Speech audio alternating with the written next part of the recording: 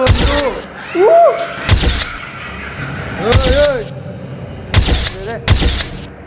ওই যে ওখানে আবার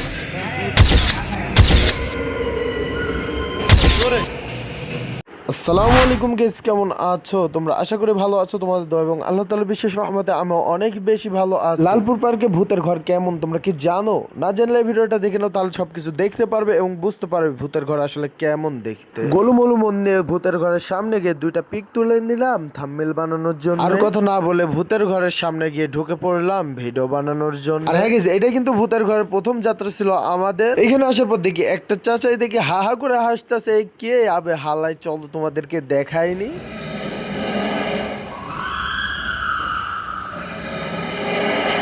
বন্ধু ভালো এই শালা কথা হয় না কে আর কতি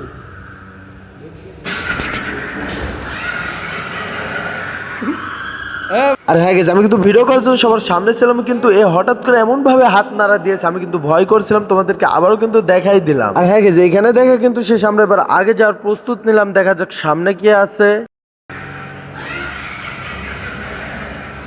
এই লাল হনুমানের সাথে পরিচয় শেষ করে আমরা কিন্তু সিঁড়ি দিয়ে উপরে যাচ্ছিলাম, আর হঠাৎ করে দেখি লাইটই বন্ধ। এখানে কিন্তু আমরা পরে অন্ধকারের মধ্যে কিছু দেখতে পাইতেছিলাম না। পরে ফোনের আলো জ্বলায় আমরা সামনের দিকে যাইতে লাগলাম। ও কি করবি এইখানে কিন্তু অনেক সুন্দর একটা বিনোদন পাইলাম, যে হঠাৎ করে উঠে বসছিল, এটা দেখে একটু নাকি ভয় করলো আমার। সব ভয়ময় বাদ দিয়ে এখন দেখো একবারে অন্ধকার, লাইট কই গেল ভাই, একবারে যে নিভেই গেল। তারপর একটু এগিয়ে দেখি আবারও আলো আমাদের সামনে জ্বলে উঠলো। ওহো কার মধ্যে আর হ্যাঁ গেছে, তোমাদেরকে আরেকটা কথা বলে রাখি, তোমরা যদি বন্ধুরা মিলে ঢুকো তাহলে অবশ্যই ভয় করবে না, আর যদি একা একা ঢুকো তাহলে ভয় করলেও করতে পারো। কিছু নাই রে আর পরি টরি যায় নাকি লড়ে কেন আমরা কিন্তু সিঁড়ি বয়ে উপরে উঠে চলে আসলাম কোনো এক সাঁকোর ওপরে। আলগা করে সামনের পর্দা সরাই চলে আসলাম ভূতের ঘরে তোমাদেরকে দেখানোর জন্যে।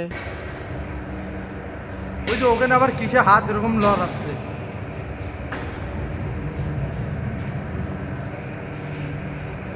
আর কিছু আছে ভয় আর হ্যাঁ গেছে, এখানে আসার পর কিন্তু আমি একটা প্রবলেম সবসময় আমার সামনে আসতেছে, সেটা হচ্ছে লাইট বন্ধ হয়ে যাচ্ছে।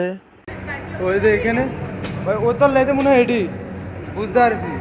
ও বন্ধু হাত ধরবো না ভাই, পরে শর্ট মোট খালে সমস্যা। ওই ওই ওই ওই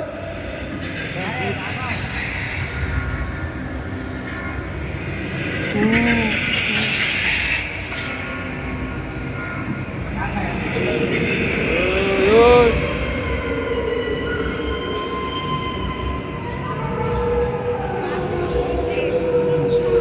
বন্ধু ভালো আটকা দিলি পলক ঢুকি শেষ এত তাড়াতাড়ি নাকি?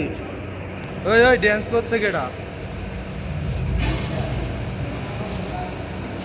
ও বন্ধু জোরে ড্যান্স কর জোরে, এখানে আবার সাপ বিরাট এটা।